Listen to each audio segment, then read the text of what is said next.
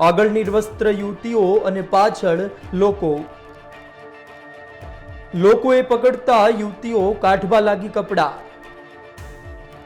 પૈસા પરત ન આપતા લોકોએ યુવતીઓને મેથી પાક ચખાડ્યો। આપે જે દ્રશ્યો જોયા તે વડોદરા કારેલીબાગ વિસ્તારના છે। જે યુવતીઓ નિર્વસ્ત્ર થઈ ભાગી રહી છે તે ખરા અર્થમાં ચોર છે।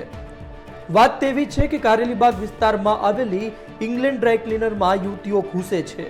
નજર ચૂકવી દુકાનના ગલ્લામાંથી 25,000 જેટલાની ચોરી કરી ત્યાંથી રફુચક્કર થાય છે। દુકાનદારને ખબર પડે છે તો તે બૂમો પાડે છે, પકડો પકડો, આ ચોર છે। લોકો આ યુવતીઓની પાછળ દોડે છે પણ યુવતીઓ આ જોઈ કપડાં ઉતારવા લાગે છે।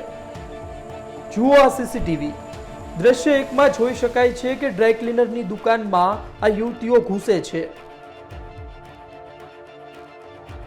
દ્રશ્ય 2 માં જોઈ શકાય છે કે ડ્રાય ક્લીનરની દુકાનમાંથી ચોરી કરી આ યુવતીઓ બહાર આવી રહી છે।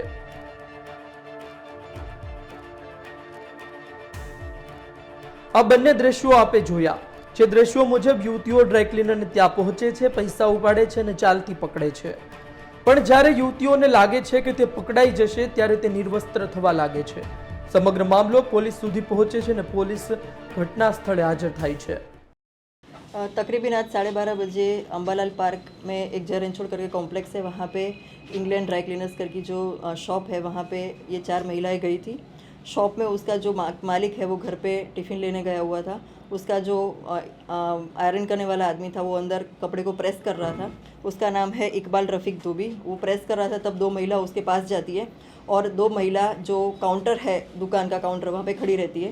तो वो 2 महिलाओं ऐसे खड़ी रही कि उसको काउंटर नहीं दिख रहा था। तो उसने बोला कि आप यहाँ क्यों आए हो, आप यहाँ से चले जाओ।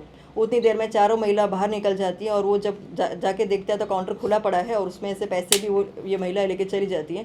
तो ये नौकर तुरंत चिल्लाता है कि मेरे पैसे लेके चले गए हैं और ये सब चोर हैं, पकड़ो पकड़ो। इतनी देर में जो रोड पे जितने पब्लिक के आदमी थे वो भी इन महिलाओं के पीछे जाते हैं और पकड़ने के लिए कोशिश करते हैं और पैसे वापस लेने की कोशिश करते हैं। और ये महिलाएं, ये जो फरियादी, उनके बताने के मुताबिक खुद ही निर्वस्त्र हो गई और उनको कोई मारे नहीं इसकी वजह से।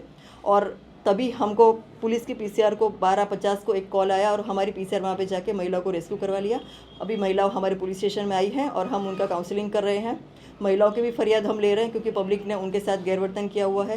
साथ में ही ये जो दुकान वाला है जिनके काउंटर में से उन्होंने पैसे चोरी किए, उनके भी हम फरियाद लेने की कार्रवाई कर रहे हैं। થોડા સમય માટે કારેલીબાગ વિસ્તારમાં ઉહાપોહ મચી જાય છે પણ હાલ આ યુવતીઓ પોલીસ પકડમાં છે। પણ જે રીતે યુવતીઓને જાહેરમાં માર મારવામાં આવ્યો છે તેના પર લોકો સવાલ કરી રહ્યા છે। કહી રહ્યા છે કે યુવતીઓને આમ જાહેરમાં માર મારવાનો અધિકાર આ લોકોને કોણે આપ્યો? આ યુવતીઓને પકડીને પોલીસ હવાલે પણ કરી શકાય તો પછી કાયદો પોતાના હાથમાં શા માટે લીધો? સંવાદદાતા દિગ્વિજય પાઠકનો અહેવાલ, ગુજરાત તક, વડોદરા।